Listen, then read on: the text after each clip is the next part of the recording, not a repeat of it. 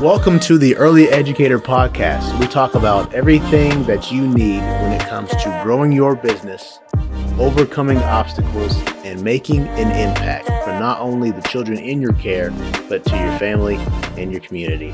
My name is Blake, and with me today I have Will and have Ernie, and they're both from the KF group. They help us a ton with when it comes to like our accounting and just budgeting and all that stuff. And so, guys, thank you so much for coming and appreciate having you. Thanks for letting us come. Yeah, for sure. So I guess just we'll go ahead and just hop right into it with just general questions. I know for educators, one of the biggest things we've been hearing lately is they've really struggled with when it comes to just the finance part, the financial literacy. There's so many pieces to it that I definitely don't know about, but you know, you guys have definitely helped us a ton with that. And so we each have a few things we want to mention. We could talk all day about that, right? Yeah. That's great. So basically we just want to ask these questions just for them, just to help, just clear up some questions that we've heard from them. And, there's stuff I think that they would really benefit from. And so, I guess the first thing I'll ask is like for childcare providers, one big thing is, I think it's a big thing, but it's also like I think step one is just having a just solid budget or a system that they follow. And so, with that, how can educators set up a system when it comes to like their accounting to track like their income and things like that? What do you guys think is like the best way to do that? Yeah. So what we recommend is an online accounting system. Okay. There are two bigger players out there, QuickBooks Online and Xero. We use both with our clients. Okay. It's a $50 to $100 a monthly fee that you're talking about. It's not a big investment to make. Okay. There are many advantages for doing that. Mm-hmm. One advantage is that you can get real-time reporting. So what we do is we link your bank accounts to the software, whether it's Xero or QuickBooks. And so every day you get a feed of transactions, whether that's deposits, checks, ACHs, whatever, the in and out. Okay. You basically reconcile your bank statement on a daily basis if you choose to. For our clients, we reconcile 2 or 3 times per week. Okay. But what that does for you is when you get to the end of the month and want to see how you did that month, you're not starting from scratch. You've already done a lot of the work as you've gone through the month. Okay. Yeah. So that's the first step. So definitely an online system is what we recommend. So once you have that system set up, then ideally in a perfect world that we don't live in, but in a perfect world, somebody like Ernie or someone else on our team would help set up a budget for them within that system. Okay. By line item, meaning rent, supplies, utilities, maintenance, whatever it may be. In a perfect world, you would set that up and you would set it up seasonally. So for example, if you know your utility bills are higher in the winter or in the summer, you would budget higher in those months. So you wouldn't take your annual cost and divide by 12. So you want to make it mirror what you think is going to happen through the year. Okay. Yeah. So as long as you're getting your daily bank feeds and recording transactions properly against the budget, when you get to the end of the month, you can pretty easily kind of see where you stacked up. And I know, Ernie, you might chat about the benefit of that, doing it as you go versus waiting for a paper statement at the end of the month. Oh, yeah. It's much better. Plus, you could, as you stated, we've got credit cards. You have your credit card bank feeds as well, too. So that way you know precisely what's hitting each month. It's a good way of keeping track of it. Some people wait till the end of the month when they have just their checkbook, and it's like, oh, what have I spent this month? Oh, yeah. You're going to get feeds daily from your credit card company and from the bank. And so then you can keep track of it. Good way of knowing if something hit. Just had a client today that called and said, hey, did you know about this transaction? And we were able to identify that it was not a valid transaction for them. So they were able to call their bank and immediately get things changed and frozen so that nothing else could hit. Oh, yeah. And that's a great point Ernie mentioned too. We were talking about bank. But credit card is huge because in today's world, a lot of our clients use debit cards or credit cards. They have to go to Home Depot, they go to Walmart, wherever it is, Sam's, Amazon. And so one thing that we attempt to do and do a good job of with our clients is require that they have a receipt or documentation for that purchase, and then you can attach that receipt in a PDF in the accounting software. So if the client has a couple of users or us, and you go back and you're reviewing transactions, you say, well, what was that $500 in repairs? You can pull that up and look at the invoice that's there. Okay, yeah. Okay. That's super cool. That's one way to do it. Another way to do it is use a system called Bill.com that we use, which is an online payment. But the point is, it's nice to get documentation for those credit card receipts. That's really difficult for a lot of clients. Yeah. Because like Ernie said, they'll wait until the end of the month and they have a couple hundred transactions on a credit card statement, and then someone's trying to figure out where does it go, and they mark it up. Whereas in our world, you really should do it as it's happening. Yes. But I know for us, when we first used Bill.com, I was like, oh, this is great. Like just being able to do all that and have it consistently come in. So having the repository in something, and there's 100 or more electronic payment things out there, whether it's Venmo or Bill.com or whatever it may be, Zelle. There's a ton of them out there. But pick one. If you have high volume, pick something, and then all of your transactional receipts are in that database, which is huge. Yeah. They're not in file cabinets. They're not in paper.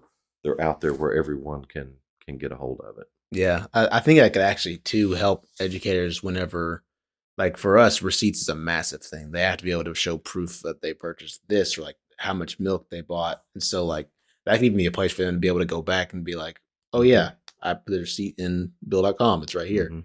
That's and there are other app-based programs that allow you to do that. Take a photo of it. If you've got a maintenance person that's out at Home Depot, like I said, getting supplies to fix something, they can just take a photo of that receipt and it'll feed to an app and it's in there.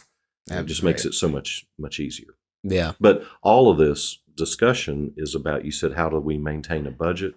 You can't maintain a budget until you have established a budget, and then until you've taken your actual expenses that come in and record them against that budget. That's the whole secret, is being able to record it to the way that you've budgeted that. Yeah, that's a good point. That's a great point. So I guess with that, with the accounting, I'm sure you guys have seen it with other businesses, things like that. What would you guys would say are some of like the most common mistakes that you might see people make that you say like, oh, this is like, we see this very often that you can easily avoid it this way, that way, or whatever. Don't point us out too much, but I'm just kidding. Well, there's two things that come to my mind. One we talked about was lack of documentation. Again, if you've got a Visa card that is being used by people in your organization and those charges come through, we on the accounting side, we don't know what it was for. Is it valid? Is it authorized? Is it not? We don't know any of those things. Without a valid document there, like you said, if you're trying to get reimbursement for grants or other things, plus it's just not good financial control to not document what that was, right? Yeah. Unfortunately, we have had in the last couple of years instances with clients that had fraudulent charges that came through internally. And the way that control works is that we ask for that documentation. And so we don't accept not having the documentation. If we're in that situation, we would go back to owners or board members or whomever and say, hey, we've got these transactions that aren't supported. If you want us to record them, then give me authorization to do that. But we don't just do that without proper documentation. Okay. That's number one. Number two is a segregation of duties. And not to get too accounting on you, but you want to separate the people that handle money from people that record it in a general ledger.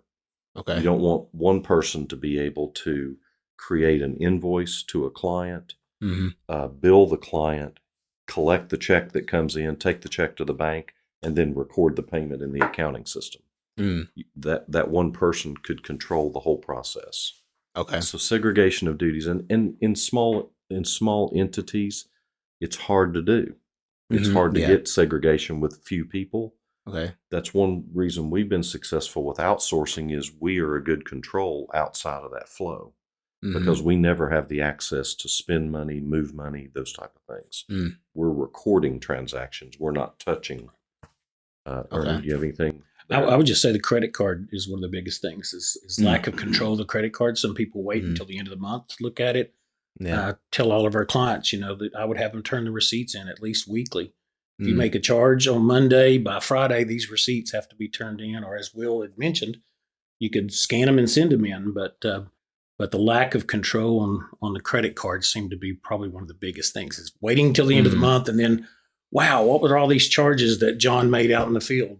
Yeah. Those are the issues that come up because then it's a little too late by then. It's already taken place and everything. Whereas if you can catch it up front and control it, that's a credit card to me.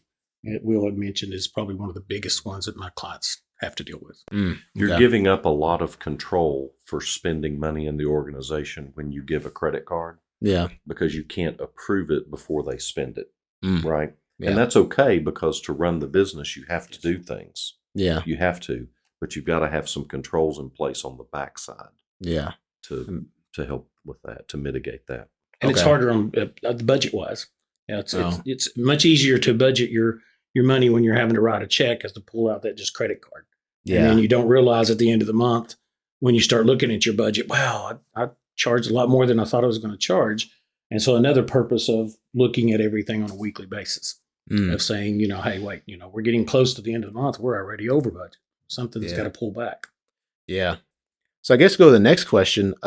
How can childcare providers create a budget that accounts for both like fixed costs when it comes to like, rent, utilities, things that are always there, like necessities, and like variable costs? So, just all the et ceteras that, I wouldn't say the things that you don't need, but it's just, like you need what you don't need or your wants, things like that. Yeah, that's a good question. And you have to break it out into fixed and variable costs like we talked about on the first question about, say, something like rent.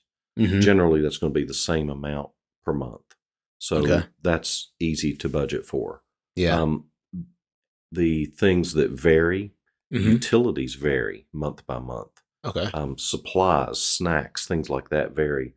If you have an accounting system and can look backwards, you can look backwards and get some historical spend levels. If you don't have an accounting system and you're going to a new system and you don't have any history out there, then you've got to talk with your operational team. It may be 2 or 3 people, it could be 20, but you've got to talk with them and develop a budget with them by month. Okay. A lot of clients want to do an annual budget, divide by 12, and this is my monthly. And that works. That's better than not having a budget, right? And maybe in the first year you do that just so that you start understanding how much you're spending. But then as you get history, start drilling in on, well, hey, maybe August for a childcare center is a higher month because we've got to ramp up supplies and things for the new school year. There can be reasons why seasonally those expenses move around. So if you've got historical information, use it. If you don't, then talk with the people that are actually in charge versus accounting or finance function and talk with them about, hey, let's schedule some time so we can talk about, when we buy snacks, is it the same amount per month or does it move a little bit? Okay. And after you've done this process for a couple of years, you'll really start to get a good budget to actual. Okay. Perfect.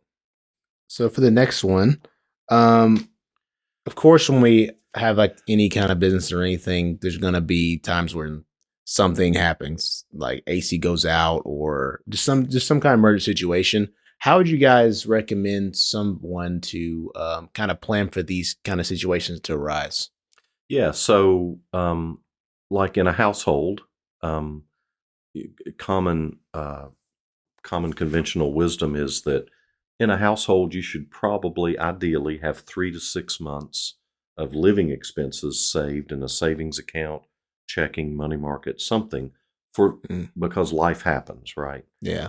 Tires are going to go out. A water heater is going to go out. Things are going to happen. And so when you're personally in that situation, you don't want to have to go to credit cards or loans or things. You want to have a reserve. Same thing for a business, whether it's a for-profit or a nonprofit. The rule of thumb I've always used is 2 to 4 months for a business of cash on hand, whether it's checking, savings, money market, what have you, of normal expenses, of if something bad happened, if COVID happened, if something happened. And if you remember in the Knoxville area last year, we had about a 10-day snow that happened. And if you're a business that does not have revenue constantly coming in and your business had to close, you just took a hit on the revenue side, but you still have the expenses, right? That's like the AC going out or anything. Yeah. So if you have that reserve, and I just, you're not going to get that reserve immediately, but start budgeting each month. Maybe you can put $500 or $1,000 or something back and build that reserve up. I recommend taking it out of checking and putting it into a business savings or a business money market account. Okay. So that it's not tempting in the checking account. Yeah. But start building that up and get to a level where you're comfortable. And it's going to depend on each business, on how much you're comfortable with. Okay. But definitely at a minimum, 2 months of rent and snacks and supplies and things, I think would be reasonable. Did you have any thoughts there? Same that thing. makes sense to me. That's what I recommend to my clients too. So, Yeah, you just have to get there though. And I have some clients that are heavily dependent on grants, and other clients that maybe only have a few large customers, and they may want to have 4 to 6 months of cash. It depends on the client. Yeah. Okay. If it's a child care center that has 50 kids that are coming in, it's not as concentrated. Maybe 2 months would work for them. Yeah. You just have to tailor it to the business. Okay. But you mentioned like different kinds of accounts, like money market and stuff like that. You have to go full detail, but briefly, can you say like what the difference is? There a difference between those and like there regular is accounts? Yeah. So local banks in Knoxville usually offer checking and a savings and a money market account. Okay. Checking accounts pay almost no interest, maybe 0.1%. Okay. You're not making much money there.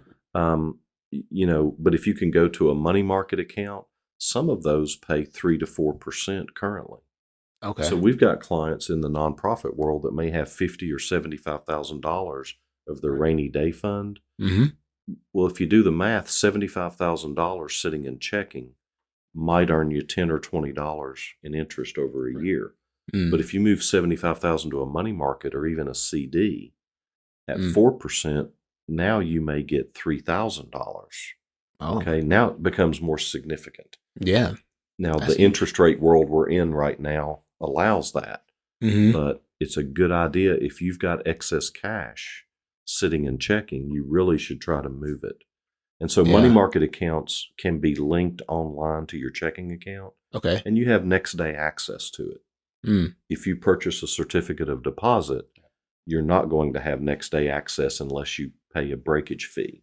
Okay. So I have clients that they'll step it in, they'll have checking, money market, and then certificate of deposit. Okay. The CDs are 3 to 6 month instruments where you're not going to have to touch that money. Okay. The money market is still going to pay you better interest, but you've got access to it.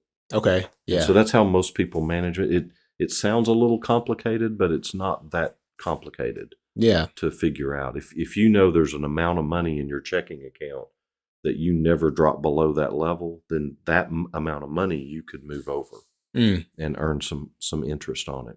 Okay. And it could really help fund programs or snacks or supplies or whatever you need. So okay. Yeah. Cool. And that's keep in mind too that financial institutions are federally insured through FDIC up to $250,000. Not per checking account or savings account, but per borrower or per customer. Okay. So if you have a checking, a CD, and a money market, you don't have $250,000 on each one. It's in total. Okay. Gotcha. Cool. Okay. So I guess we'll just switch gears just real quick to taxes. when it comes to taxes, there's so many things to learn about it. I feel like it's never ending. But when it comes to like educators working out of the home versus working in like a facility or anything like that, is there like a difference in how they can handle taxes or anything like that? Yeah, and this one's a little more complicated, so I'm going to be a little more vague with it because Okay. it really does matter on your individual situation. Okay, Okay. if you're a nonprofit working out of a home, you're not subject to federal income taxes anyway, so there's really no advantage or disadvantage there. Okay. But if you're a Mm. private for-profit business that maybe has an office and then you also have a home office, you may be personally able to take a home office deduction. Mm. Or if your business is in the home only, then Mhm. maybe that business can deduct part of the cost of having that home. Okay. Most of the time, that's kind of a square footage driven. So if you have a 2,000 square foot home and you use 200 square feet of it for your business, then 10% of your home costs, mortgage, interest, utilities, those type of things, could be able to be deducted in the business. Oh, But I okay. say could be because you really have to talk to a tax professional when we Okay. get into this discussion. Just understand that there could be things out there, but Yeah. you need to explore your situation. Okay. Cool. See, what records do childcare providers need to keep for like tax purposes, and how long do you think they should keep them for? That's a great question, and I get it all the time. So, if you're a private for profit entity, Mm-hmm. the IRS has the ability to go back to 3 years of filed tax returns. Oh, 3 years. Okay. Okay. Yeah. So if you file your taxes on April 15th personally, the 3 most recent years are considered open. Okay. Okay.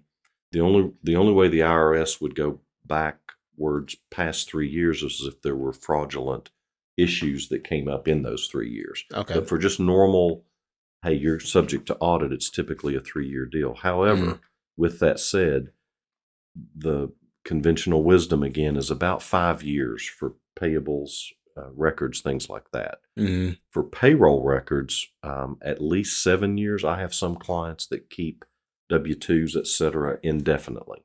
Okay. So there isn't a law, there isn't a right or wrong. There's just a kind of a common, this is what you do. And Yeah. I'm old school there. I just say 7 years. It's Yeah. with my own personal stuff at home. Mm-hmm. You know, all my tax information, everything. It's just keep it 7 years. Yeah. It's a good level part there for me. So Yeah. I'm Good kind of safe old number. school there. It's just, So we gave you a little Yeah. a little different answer there, and it's because Yeah. there's no law, there's no rule. Okay. It's Yeah. a rule of thumb. Gotcha. Like I said, if you're for profit, you at a minimum would have to have 3 years out there. Okay. So, like Ernie said, you could go 7 years across the board. Mm-hmm. You could do 5 for payables, 7 for payroll, however you do it. But Okay. just establish a timeline like that. Okay. Sounds good. When it comes to like record keeping, for like an educator, how important would you guys say it is when it comes to, especially when it comes to like taxes and audits, things like that? Like, because we know for some educators, when it comes to record keeping, that of course they have questions on how to do it, things like that. But I think it would help if they knew like how important it is, especially if someone who's just starting out or anything like that. Yeah, but how important do you guys say record keeping Well, is? it's extremely important, and we talked about it earlier, even at a transactional level, attaching copies of invoices or documentation either to QuickBooks or to Bill.com or however you do that. That's critical to do that. But Mhm. then overall, let's say you're an educator that has a state of Tennessee DHS grant, Mhm. and let's say it's a 3-year contract. So you Okay. have X amount of dollars over 3 years to be spent in annual installments. You Mm. have to, at a minimum, be able to support your reimbursement requests for that 3-year period. Mm. Now, all of the state agencies and federal grants, a lot of them have different requirements for record keeping. So you have to be really certain when you are awarded a grant, you understand what the requirements is. Maybe it's 5 years after the end of the grant. Maybe it's just while the grant's open, whatever Okay. that is. So it's really important. Mm. On top of that, we talked a little bit earlier, and Ernie talked about, say you're a nonprofit with a board of directors, and you've got 2 or 3 people in the organization that have credit cards Mhm. and they're not turning in receipts. Yeah. And so that is something that Ernie touched on before, and he could hit that again, how important it is for the board to understand that the credit card transactions are valid. And you know what those are. So Mm. I would almost say that in today's world, find you an electronic method that works. The issue is a lot of people still want to do the shoebox receipts, I'll keep them in the side drawer and all that. And those are so hard to keep up with. If you just make sure you have an electronic method that works. And when you have the receipt, get it in your electronic method as soon as possible. Don't wait until the end of the month and let's just put them all in there at once. They're going to get gone. They're going to lose some. Yeah. I would set up a method of immediately getting electronic, as Will had stated. Yeah. With the smartphones, just take a picture, one little push of a button, in 5 seconds, you've already got your receipt in your system. Yeah. we're in a digital world, of course, and we need to take advantage because it makes it easier to do this. Yeah. Gathering really receipts and a manila envelope and sending them in, those days should be gone. They should be behind us. Mm-hmm. They're not totally, but they should be. Yeah. And even with your employees is making sure that they understand part of your job is making sure that you get receipts turned in on a timely basis and not letting them, falter on that. You have to step forward and say, listen, we can't go without having receipts. When you go to a store to purchase something, I need a receipt. I have to have a receipt. We can't not get it. Don't lose it. Don't throw it in your glove compartment and forget about it. But I'm also a big believer in making it easy for employees because the work world has changed. We're remote. Yes. I mean, it's a different world. So yeah, we need to require that, but we need to make it easier for them to do it. Again, the smartphone, just take a picture. Smartphone is so easy to take a picture of that. And like we both said earlier, you can take a smartphone, which most people have, take a picture of that receipt, and whether you email it to your accounting person or whether you have an app that it goes into, get it captured electronically as soon as you can, and then you can manage it. Yeah. See, I guess I'll move on to kind of like scaling plan.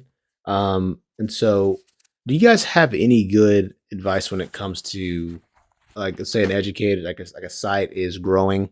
You guys have any good advice on how they can manage that growth in a healthy way and kind of make sure that it doesn't go, they don't grow too much, they overgrow themselves? Does that make sense?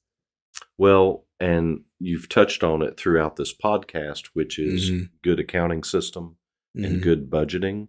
So once you have a good accounting system that's working and then you have a good budget that's working, remember a budget is either tracking things as they happen or looking historically. A forecast is looking ahead about what's going to happen.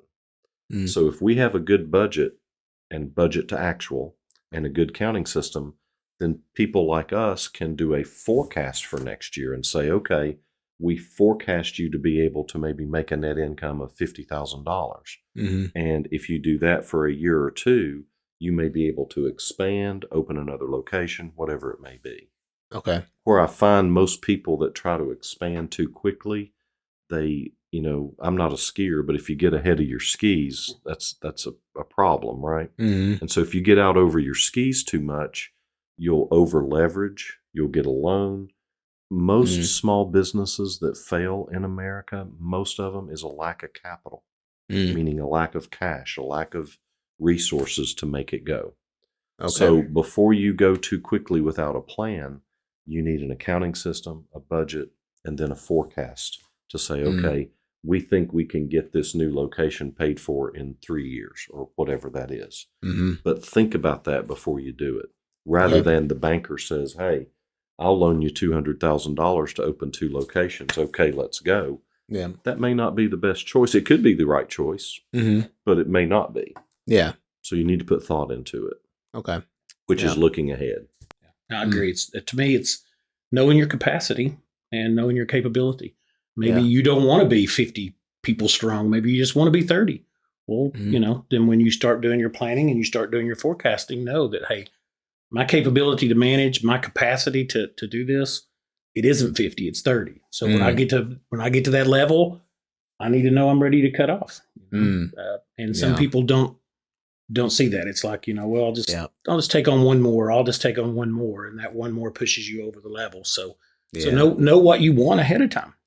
Yeah. It's nothing wrong with wanting to be a 30-person strong company as opposed to a 50. Just know what you want. Yeah. And know what you have the capacity to do, your capability to do. And Or as with it. Ernie tells me when I want to bring on another new client, and I say, "Hey, Ernie, I got I another don't new have the client." capacity. He doesn't have the capacity. Yeah. Right? No capacity. Yeah. So, but it's true in our business too. We have to look at, well, do we want to have 20 professionals or 10? What's the right number? Yeah. That we want to have the right number on our team that we can service our clients properly. Mm-hmm. If we get too big, too spread out, then our client service drops. Right. Yes. And to me, that's just no good. Yeah. We And- want to provide great service. And I would think in the Mhm. childcare provider industry that would be a big thing. It's kind of like Yes. my grandmother always said about going out to a buffet. Do you really want quantity? Or do you want quality? Yeah. And maybe that's what they have to see is I don't need 50 students Mhm. because I can only manage 30 at a good quality level. Yeah. So That's I a would say to fantastic just point. look at that and see, what Yeah. you want and what you can do at your expertise and your level. And as Yeah. you get, whether you've got internal accounting or finance resources or you use somebody external on an outsourced basis like us, Mhm. try to get some metrics about what are your costs per head. Mm-hmm. So if you've got 30, how many dollars does it take a month or a year to take care of each one? Mm. What's your cost per student? What's your Yeah. revenue per student, right? Mm. Those Yes. kind of metrics you can get to if you'll do the accounting system and the budget that we've been talking about. Yeah. So I Really think good you point. see the theme, Blake, is to get to the end result of forecasting what's going to happen and can I grow and what are my metrics in my business. Mhm. None of that's possible until you get back to the Right. blocking and tackling we started off talking about, Yeah. which is getting a bank feed every day, recording transactions, getting documentation. Mm-hmm. All those things we've talked about builds up to kind of where you want to go, if that Mm. makes sense to you. That does. That's a really good point. I love the point of understanding your cap, like how much you want it. Like, yeah. Yeah, I mean, you have to look at the capacities each member of your team can handle, Yeah. and a great it's not point. unlimited, right? Yeah, But right. no matter what the industry is, as much as I think Ernie can just take more clients, he can't, Yeah. right? So we Exactly. have to, and to be fair, no, we joke about it, but to be fair, I will call him and I'll say, hey, I've got an opportunity here, but if we moved this, this, and this, would you be able to do it? Right. And for childcare providers, that's something to do internally with your team, like I do. Right. With our team, I Mhm. try to anyway say, hey, I don't want to overload you, but this is a good opportunity for us. Mm-hmm. Can Right. we maneuver this somehow to bring it on? Yeah. Sometimes we can, sometimes we can't. Mm-hmm. You have to be willing to say, no, I don't want that additional Right. client too, Yeah. which is counterintuitive to kind of being in business, right? Right. Yeah. You want every sale, you want every client. Right. Sometimes, and most of the time that's true, Mm-hmm. but sometimes maybe It's you're not at worth it. capacity. Yeah. Yeah. Yeah. That makes sense. Yeah. Well, I know we talked about quite a few things, but is there any other advice that you would give like an educator that we haven't talked about or anything you want to mention? You think of anything? The only thing I could think of is, not everybody has expertise in every area. Mm. So if you get into an area, you might need to reach out for additional resources. The bankers, if we're talking Mhm. about CDs and money market and stuff like that, Yeah. first step may be getting to know your bank. You need to Yeah. find out what they have, that they can help you with. Maybe you have, maybe you have a church member that's a legal person, ask them, Mhm. hey, do you have somebody that I can, go to for legal advice or, Mhm. for bookkeeping, accounting, reach out to somebody that that might be a bookkeeper and accountant. It's just, not Yeah. everybody, your expertise, just like you all brought on us, your all's expertise is you're wanting to help with the care providers, not Yeah. do accounting. Right. So go out and look for an accounting if you need somebody to help with your accounting. Yeah. Don't take away from your core business doing Yeah. the things that's not your expertise. Yeah, that's true. I'll say too. Before we were working with you guys, like for years, we kind of did our own thing, and we try to make it best we could. But I guess shout out to you, like Will, Ernie, obviously, but Ernie, you deal with this a lot. We constantly, contact each other back and forth, but man, you guys have helped us a lot with a lot of things, especially like financially, like we thought about doing something. You're like, well, you don't think about it because if you do this and you kind of going against this code or whatever, we're like, oh, so a lot of times you guys have saved our butts from things, and so I think it's more than just like what I'm trying to say. You just paying money to have somebody do your accounting stuff. It's really is an investment. You'll save money, time, headaches. Like it frees you up to do your business. Right. It really do what has. you do you're really good at. well. It really has. Insurance people, let them do insurance, which we didn't talk about. That's another thing. Get an insurance review. Get an insurance review of all your coverages. Okay. Talk to several agents every couple of years. Quote it out, bid it out. But use insurance people, use retirement plan people, use bankers, use lawyers, use accountants. You're right. Historically, accounting, finance, and that bookkeeping word is kind of like pushed back. Well, we can hire a bookkeeper to do that, and you can. But if you outsource to a firm like we are, maybe you're an organization, and most smaller to medium-sized organizations can't afford to have an accounting staff, but they can afford to outsource pieces of it. In our firm, for example, we have partners, managers, directors, and staff, people at different skill levels. You can't get that with one accountant or one bookkeeper. You get access to a whole range of skill sets. So what we do is more than bookkeeping. We do accounting and bookkeeping, but it's way more than that we do. And that's what we bring to the table. And we bring it on an outsourced basis, so you're not making a full-time commitment to people with it. So, but like as Will just mentioned, I mean, even within our company, there's things we know that's not our expertise. He had mentioned about the tax. He was a little bit more vague. Oh yeah, we have people that we contact. If it gets to a certain level, this is we're not going to put ourselves in making a wrong decision for our clients. If it's something that's tax related, it's above our pay grade, let's say, then we're going to reach out. We've got contacts for tax. We've got contacts for banking. And we can reach out to that. And we draw on it. And there's a saying out there that I think a lot of us may have heard is know what you know and know what you don't know. Yes. It's more important to know what you don't know than to know what you know, right?